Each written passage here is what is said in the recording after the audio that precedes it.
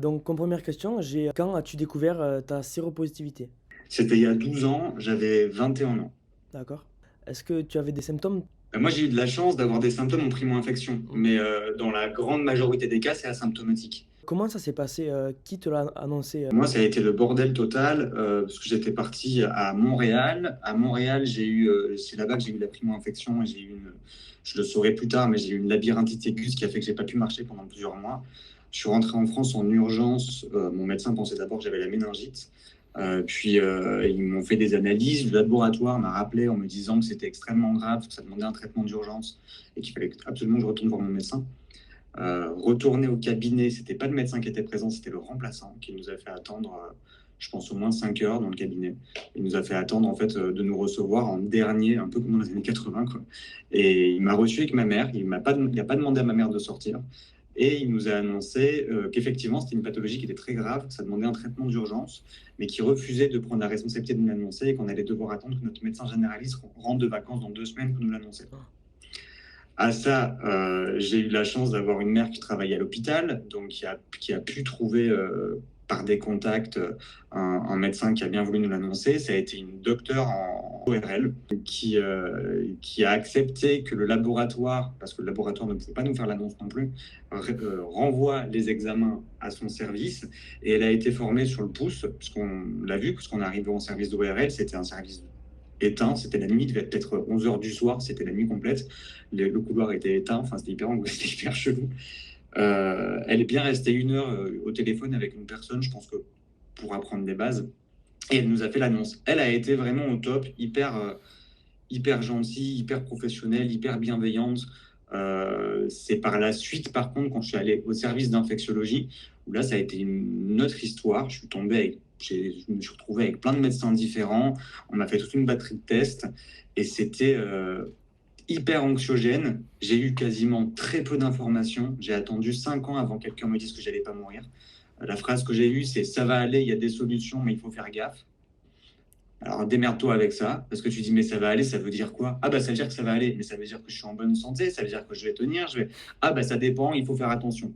Ok, bon. Ah, Donc hyper angoissant, en sachant en plus que quand on m'a demandé comment je me sentais, bah, j'ai répondu que ça allait pour le moment et que j'attendais d'avoir plus d'informations, mais que je pense surtout que ça allait être compliqué socialement, mais que j'étais déjà reconnaissant qu'aujourd'hui il y a des traitements, oui. visiblement. À ça, on m'a répondu que j'avais un discours qui était très inquiétant et qu'il fallait absolument que j'aille voir un psychiatre. Donc, ouais, c'est la merde, hein. Ça a été la merde. Et encore aujourd'hui, c'est la merde pour beaucoup de personnes. Pour la plupart des personnes séropositives, hein, ça dépend vraiment sur quel médecin on tombe. Et étant donné que c'est une pathologie qui est très stigmatisée, qui est encore très associée à la honte, sur lequel il y a beaucoup de tabous, et sur lequel on a encore des vieux cons de 50 ans qui expliquent que les jeunes connaissent rien, alors qu'eux-mêmes, quand ils y parlent, enfin, quand ils parlent de ça, ils y connaissent rien. Tu sais combien, je sais pas si tu as déjà entendu plein de personnes de plus de 40 ans te dire ah les jeunes ils connaissent rien au sida. Ah ben banque de bol, il y a une différence entre le sida et le VIH, tu m'expliques? Mais eux ils savent pas quoi. Donc c'est une pathologie sur laquelle en fait on a fait essentiellement de la prévention et une prévention qui est pas informative donc qui n'informe pas. Donc on a fait une prévention de la morale en expliquant aux gens ce qu'ils devaient faire, ce qu'ils devaient pas faire, en sous-entendant que les gens faisaient n'importe quoi. Hmm. Alors à part mettre de la pression et faire une fracture sociale et faire des tensions générationnelles, ça n'a rien produit de plus. Quelle a été ta première réaction? Qu'as-tu ressenti à ce moment-là? C'est compliqué parce qu'en fait, c'est pas encore une fois, c'est une pathologie qui est très floue. Donc, c'est-à-dire que, et en plus, sur lequel il y a beaucoup de fantasmes sociaux. Donc, moi, j'ai mis des années à savoir vraiment ce qui s'était passé de mon côté parce que quand tu dis que tu as le VIH, tu as tellement des réactions c'est waouh, tu sais, c'est oh mon Dieu, tu vas mourir, tu vois. Ouais. Que en fait, tu peux pas savoir, toi, ce que tu ressens. Tu vois, moi, je parlais à des potes ouvertement. Je dis, ben voilà, j'ai rien à apprendre que j'ai le VIH. Il y avait des gens qui se mettaient à s'effondrer, à me prendre dans les bras, à me dire adieu comme si j'allais mourir. D'autres qui, d'un coup, reculaient, n'osaient plus me toucher et puis ne m'ont plus contacté. Donc, c'est tellement du délire qu'en fait, toi, savoir ce que tu en penses, ce que tu ressens, étant donné qu'on a aussi très peu d'informations, c'est que tu es perdu dans un vortex. Surtout, ce que je me suis rendu compte très vite, c'est que cette pathologie ne m'appartenait pas. Elle appartenait à l'opinion publique et elle appartenait à une mythologie, quoi. D'accord. Tu étais déjà informé sur le VIH quand tu l'as eu? Qu'il est vraiment. Oui. Mais bon, quand même. Même aujourd'hui, en étant PVVIH, je suis pas sûr de tout savoir. Et enfin, on peut jamais tout savoir, mais quand je rencontre des personnes qui se prétendent ou qui, même si c'est leur spécialité, hein, qui soi-disant connaissent la pathologie, tu te rends compte qu'en fait, ils connaissent le tiers, le quart. Donc en réalité, non, je savais rien. Moi, si tu veux, le jour où j'ai appris ça, je savais qu'il existait plus ou moins des traitements, mais on avait encore moins communiqué à l'époque sur ça. Ça fait que depuis un an qu'on commence à dire le TASP, tout ça, les traitements qu'on en parle dans les médias. Alors t'imagines, il y a 12 ans, on disait absolument rien, quoi. Et surtout, j'ai eu aucune réponse. Parce que j'ai dit à mes médecins que je voulais avoir des enfants, on m'a dit ouais, bon, c'est possible, mais c'est compliqué. En fait, il n'y avait que des réponses comme ça, que des réponses extrêmement floues. Ouais. On m'a jamais contacté un seul nom d'une association pour m'informer. On m'a jamais dit si tu as des questions, tu vois. Alors oui, on m'a dit si vous avez des questions, posez-les.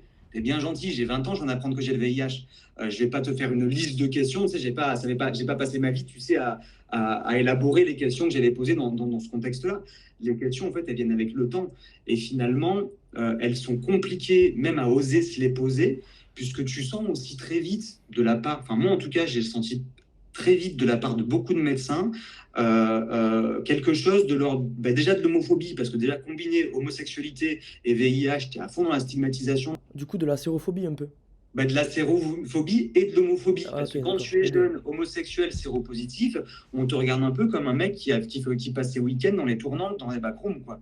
Et c'est de suite, tu vois, ce qu'on y... Enfin, moi, je l'ai senti très fort, ce truc, quoi. Et finalement, il y avait presque quelque chose de déjà, sois content qu'on te soigne. Et tu vois, sois content que tu aies un traitement et que tu restes en vie. Il y avait vraiment quelque chose de cet ordre-là qui ressortait. Et en sachant en plus qu'on me basculait beaucoup dans mes émotions. C'est-à-dire que si j'allais bien, j'avais un médecin qui me faisait penser que bah, ça va, enfin, vous allez bien, enfin, mais quand même, faites gaffe, quoi, tu vois. Donc, genre, visiblement, je n'avais pas trop. C'était pas très bien, tu vois, c'était pas très bien vu d'aller bien. Et quand j'allais pas bien, bah, c'était ah, ça va, il y a pire que ça, vous n'allez pas vous plaindre, vous avez les traitements, quoi. Donc, tu te dis, mais en fait, quoi que je fasse, Ah oui, d'accord, ouais, je ça vois. va, quoi. De toute façon, tu vois bien où on en est aujourd'hui par rapport à l'homophobie et à la sérophobie. Je veux dire, on est en galère encore. Alors, imagine, il y a 12 ans, quoi. Ah ouais, j'imagine. Moi, j'ai appris que j'étais homo, enfin, j'ai réalisé que j'étais homo, je devais avoir 8 9 ans. Dans un monde où ça n'existait pas, il n'y avait pas d'homosexuels à la télé, je savais même pas que ça existait, je pense. Et pourtant, j'habite dans une grande ville, hein, mais je pensais que j'étais atteint d'une pathologie extrêmement rare qui fait que j'étais une femme dans le corps d'un homme. Enfin, bon. Et j'ai mis des années avant de découvrir que ça existait. Et encore, quand je l'ai accepté, ça a été compliqué. Et quand j'ai commencé à en parler autour de moi, j'étais le seul homosexuel de mon entourage. Donc, je me suis tapé des menaces de mort, des insultes, des trucs. Chose qui s'est répétée avec la séropositivité, que j'ai vécu de la même manière, parce que je vis ma séropositivité aujourd'hui et depuis 12 ans, comme j'ai vécu mon homosexualité quand j'avais 10 ans, dans un monde où ça n'existe pas et où c'est rattaché à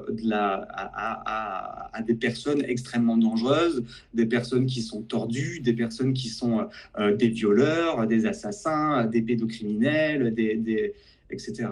Mais regarde ce qui s'est passé avec le Covid, c'est de la gnognotte socialement par rapport à ce que vivent les personnes séropositives. Et quand tu vois la fracture sociale qu'il y a eu par rapport à la peur d'une épidémie qui ne touchait que des personnes qui étaient fragilisées ou qui avaient des copathologies, imagine ce qui peut passer avec le VIH et imagine que tout ce qui s'est passé avec le Covid, de manière beaucoup plus intense et comme si tu étais tout seul contre le monde. C'est ça, Tu vois, exactement, dans le exactement. Covid, encore, tu vois, il y avait une fracture sociale, mais avec le VIH, tu es tout seul.